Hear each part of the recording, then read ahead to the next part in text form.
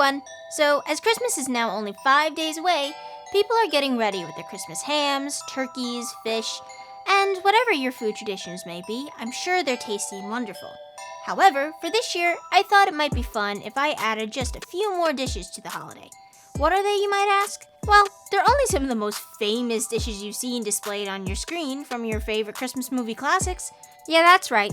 We're going to talk about some of the most infamous Christmas dishes inspired by some of the most popular Christmas movies out there. So let's get into it. First off, we need some drinks, right? So, to get us all in the Christmas spirit, let's have some hot chocolate and yaknog? In the How to Train Your Dragon Christmas special, Gift to the Night Fury, when all of Berk's dragons seemingly just leave for no reason, Astrid tries to cheer up the people by starting some new traditions.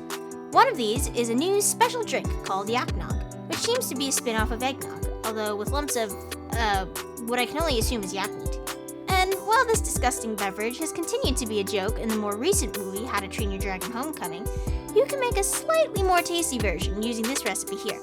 And to make it easier, I've also left a link to it down in the comments, just like the rest of the dishes I'm going to show in this video.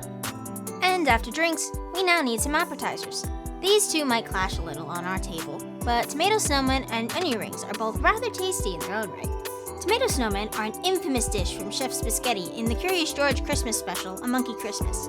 Though while looking a little bit more like meatballs and mozzarella in the steam, this recipe here creates a more finger food friendly version of mozzarella and tomato, a very favorite Italian dish for Christmas and other types of occasions.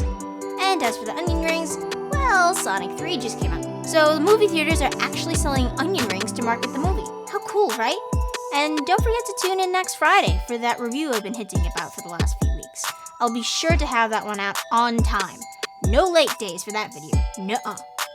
Anyway, now that we've had our appetizers, it's time to move on to the main dinner. Oh boy, we got a lot to choose from. Our first few dishes come all the way back from 1990. We've got some cheese pizza, milk, and boxed Kraft macaroni and cheese. I think most of you know what these are from. That's right, Home Alone. Although, maybe we shouldn't drink that milk. It was already kind of at its due date when the McAllisters were drinking it. Ugh. Also, let Kevin know how that macaroni and cheese tastes down in the comments, since the poor guy never got to have it since those pesky burglars came. Speaking of pasta, Po's here from Kung Fu Panda Holiday with some dumplings and noodle soup. I don't know exactly what kind of noodle soup or dumplings these are, but I'm sure this Chinese cuisine will be plenty enjoyable to eat with some friends and family, just like Po does in the movie. And just to add to this Chinese food train of madness, how about some duck? I mean, who eats turkey for Christmas anyway, right? So try tossing the turkey to the dogs and make like the Parker family in A Christmas Story and eat a nice Chinese turkey instead. Looks tasty to me. But if you are wanting at least one traditional main dish for this holiday, let's get some hickory honey ham with Christmas with the Cranks. It's Nora's famous dish after all, and with her daughter coming back home from Christmas suddenly, these two parents are scrambling to make the classic Christmas dinner for their daughter. Just check and make sure that the ham hasn't been run over by a truck at all. Ugh. Finally, let's move on to our desserts. First up are some crumpets from Barbie and A Christmas Carol. Eden gets these right at the beginning of the movie, after her singing performance. She even complains to her friend Catherine that there's too much butter on them.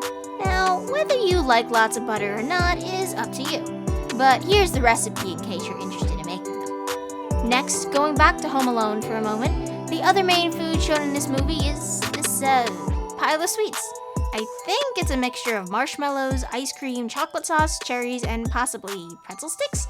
Not exactly sure since the movie's a little old and the older type of film makes it harder to tell. But yeah, if you really want to get hopped up on pure junk and sugar, you can try this if you want. Now, with probably the hardest dessert to make from scratch on this list is Turkish Delight. A lot of you are probably scratching your heads right now, wondering what on earth Turkish Delight is even. Well, it's a gelatin candy that is usually covered in a mixture of powdered sugar and cornstarch. This is probably the most famous food from the Chronicles of Narnia, as it's basically what causes Edmund to betray his brother and sisters. Now, you can actually buy this pretty easily as well, but I've tried it a few times and the candy isn't as big or chewy looking as when Edmund eats it in the movie. Part of me even wonders if that is Turkish Delight and not just jelly donut holes. But if it is the former, it's probably better tasting homemade. Finally, the last two desserts I want to talk about are probably the most normal. and also not from a movie. They're not even really Christmas related, though I'd be surprised if Felix never made these during the holidays. What's up? I'm making cookies? Yeah. Why making cookies? Why? Yeah, Why? yeah. Why not? Yeah, if you haven't guessed already, I'm talking about Felix from Stray Kids. Any stay, baby or not, knows that Felix loves to bake, and he has both a famous cookie and brownie recipe. So here are the 2 recipes to make those while jamming out to their new song, Christmas Love. And that's it, really.